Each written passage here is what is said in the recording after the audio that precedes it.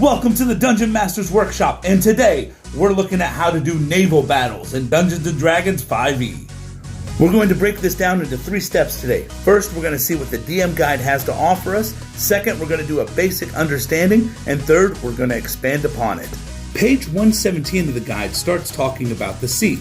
It continues on page 118 as well, even give us random encounters at sea, and most importantly, giving us the stats for our different ships.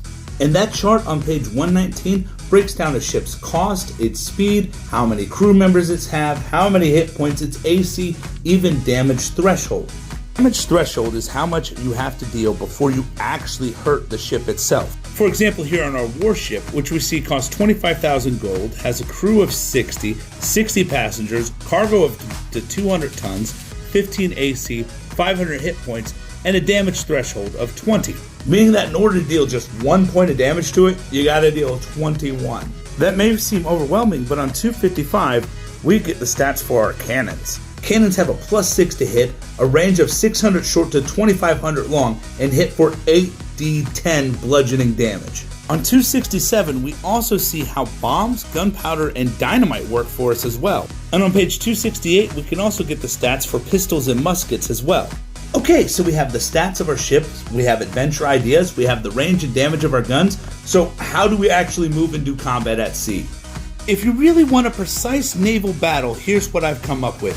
We have our 2 ships right here. Each one of those hexes represents 100 feet, and each one of the captains of those ships is going to get 10 index cards. Those cards consist of moving forward, turning to port, turning to starboard, and 1 fire card. Each one of the captains picks 3 cards to put face down.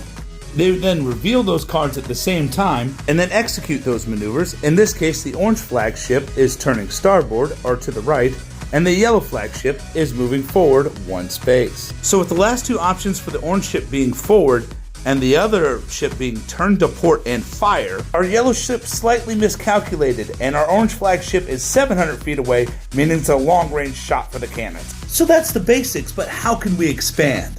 Throw in terrain like sharp rocks where heavy ships can't go.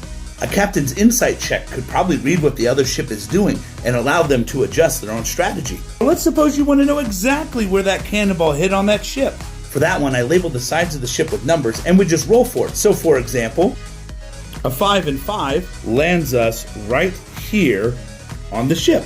If you want on 267 again, you can actually treat that as a bomb going off, and every creature within 5 feet of that has got to make a DC 12 dexterity save or take 3d6 fire damage. And that's naval combat in less than 3 minutes. Hit the seas already, get going!